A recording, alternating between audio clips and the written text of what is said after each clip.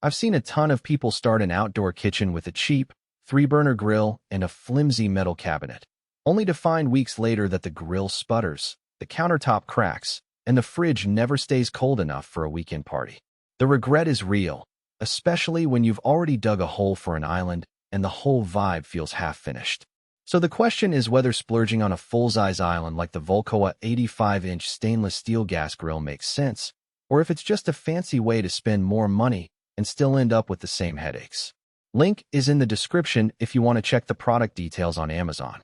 First off, the biggest hesitation people have is the sheer scale of the thing. An 85-inch island isn't something you drop into a backyard on a whim. It demands space, a solid foundation, and a plan for fuel and power. If you're still debating whether a portable propane grill will cover your weekend barbecues, the jump to a built-in island feels risky. But the reality of daily use is that a dedicated island removes a lot of the "where do I put the side dishes?" and "how do I keep the drinks cold?" questions that plague even the most enthusiastic grill masters. You end up with a single work surface that can handle a brisk steak, a slow-cooked rotisserie chicken, and a chilled bottle of Pinot on the same night without having to shuffle around a separate cooler. The Volcoa Island arrives almost fully assembled, which is a relief compared to other kits that leave you with a half-built frame and a bag of bolts that never seem to match.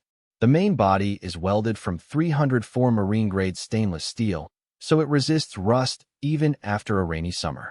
In practice, that means you can leave the island exposed to the elements without worrying about orange-stained spots after a few seasons.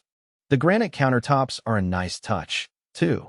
They stay cool under a hot pan, and they're resistant to scratches from cutting boards, which is something I've seen get overlooked in cheaper setups that use laminate. The 6 burners deliver a combined 85,000 BTU, and while I'm not going to quote a lab test, the heat distribution feels even across the cooking surface.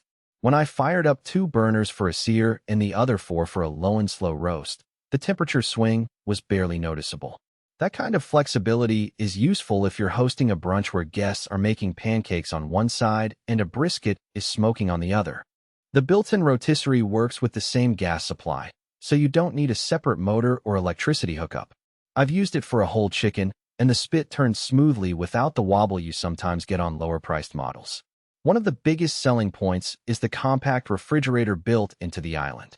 It's not a full-size fridge, but it can hold a few cases of beer, a bag of frozen veggies, and a couple of condiments. In my experience, the fridge stays around 38°F even on a 95°F day, which is impressive for a unit that sits out in the sun. That means you can keep a bottle of white wine chilled right next to the grill, eliminating the need for a separate cooler that drifts into a lukewarm mess. The wine cooler function is essentially the same compartment with a small temperature dial, so you can set it a few degrees lower for reds that benefit from a cooler serving temperature. Storage is another practical area where the island shines. The side cabinets and drawers run the length of the island, giving you room for grill tools, spice jars, cutting boards, and even a small trash bin that stays hidden from view. The drawers slide out with a soft close mechanism that feels solid, not the cheap plastic that sticks in cheaper outdoor cabinets. In real life, this means you can pull out a drawer to grab tongs mid-flip without having to step away from the grill. The cabinets are also sealed enough to keep out dust, so you're not pulling out a drawer full of sand after a windy evening. Now, no product is perfect, and there are trade-offs worth noting.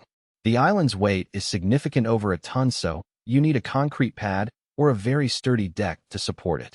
If you're thinking of placing it on a wooden deck without reinforcing the joists, you could end up with a sagging surface that compromises both safety and cooking performance. Installation isn't something the average DIYer can finish in a weekend. Most people will need a professional to level the base and hook up the gas line, which adds to the overall cost. The fridge, while surprisingly effective, draws power from a standard outdoor outlet. If your backyard doesn't already have a dedicated GFCI circuit, you'll need to have an electrician run a line, which is an extra expense you might not have budgeted for. Also, the fridge's capacity is limited.